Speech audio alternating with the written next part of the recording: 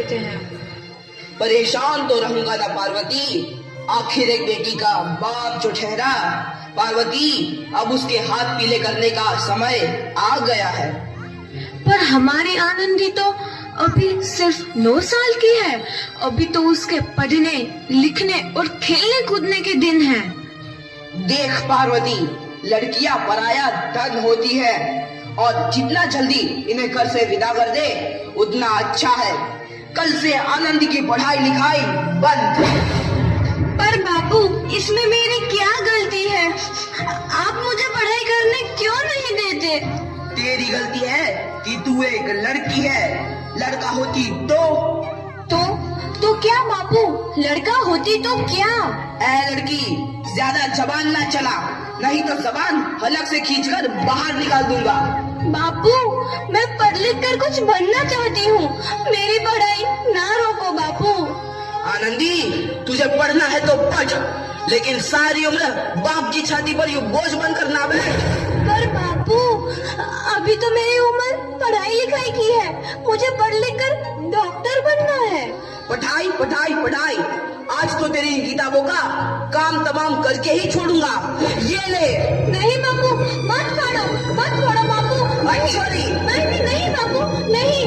बापू, ये तुमने क्या किया? तुमने मेरी इन किताबों को ही नहीं फाड़ा बापू, मेरी किस्मत फाड़ दी, मेरी किस्मत। ये कापी किताबें ना सिर्फ छोरों के हाथ में अच्छी लगती है, लड़कियों के हाथ में तो सिर्फ मेहंदी अच्छी लगती है, मेहंदी। पर बापू, मैं लड़की हूँ तो क्या हुआ?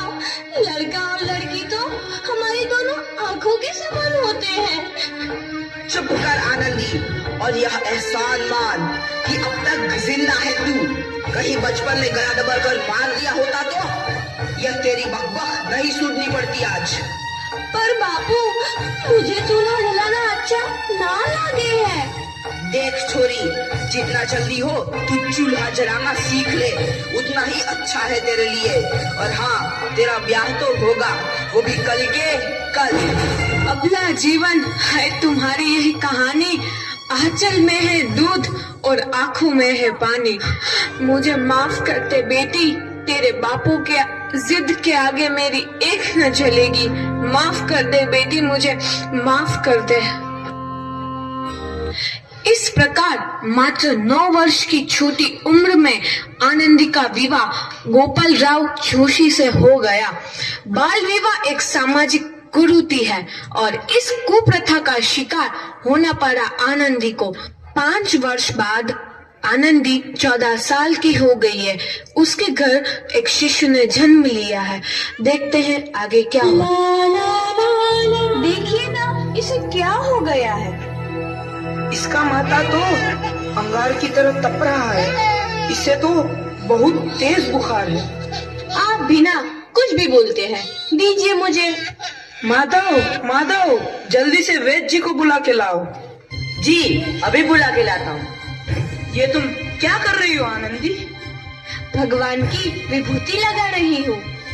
बस करो आनंदी, ये सब अंधविश्वास है। अरे आप यकीन तो कीजिए, भगवान की कृपा से इसका माथा ठंडा हो रहा है और बुखार भी उतर गया है ना बाबू? देखिए, दीजिए मुझे। उठो बाबू, आंखें खोलो, तुम्हें तुम्हारी माँ बुला रही है। आंखें खोलो, देखिए ना इसे क्या हो गया है। आंखें भी नहीं खोल रहा। आंखें खोलो बेटा। आप चुप क्यों है? आंखें खोलो बेटा, आंखें खोलो। आनंदी, हमारा बेटा कभी आंखें नहीं खोलेगा। नहीं, ऐसा नहीं हो सकता।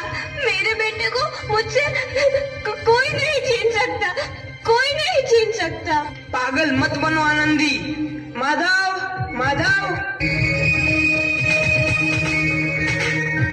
आनंदी, बंद करो ये पागलपन। भगवान ने मेरा बच्चा छीन लिया। भगवान ने नहीं, तुम्हारी अशिक्षा और अंधविश्वास ने तुम्हारा बच्चा छीना है। अगर तुम पढ़ी लिखी होती तो आज हमारा शिशु जीवित होता। तुम अनपढ़ थी आनंदी, अनपढ़। नहीं, अब मैं अनपढ़ नहीं रहूंगी मैं अनपढ़। मैं पढ़ूंगी ताकि कल किसी और आनंदी को इलाज के अभाव में अपना बच्चा ना खोना पड़े। शाबाश आनंदी, और यही तुम्हारे अपराध के लिए प्रायश्चित भी है। झमसे दिखाए, तू है नदी, ओ बेबी। आनंदी, तुम्हारी 12वीं का परिणाम आ गया है। तुमने पूरे कॉलेज में प्रथम स्थान अर्जित किया है। दिल खुश जहां तेरी तो आनंदी, तुम्हारी मेहनत रंग लाई है। तुम्हें शिक्षा वृत्ति मिली है। ये लो तुम्हारे अमेरिका जाने की टिकट। मुझे शिक्षा वृत्ति मिल गई, मैं अमेरिका जा रही हूँ। पर ये सब मैं अकेले कैसे कर पाऊंगी? आनंदी, अपने आप को इतना कमजोर क्यों समझ रही हो? फिर इतना पढ़ने लिखने का क्या फायदा? तुम अभी गंवार की गंवार नहीं हूँ मैं अब गंवार।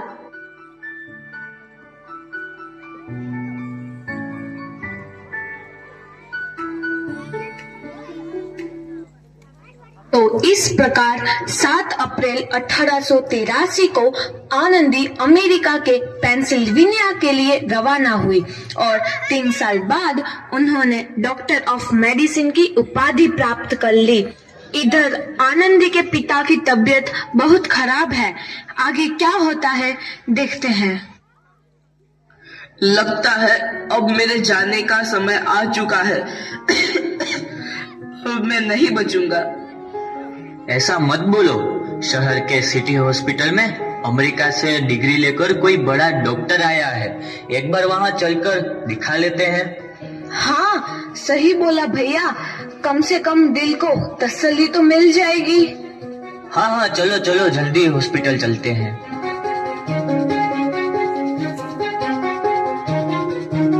इस मरीज की हालत तो बहुत ही खराब है।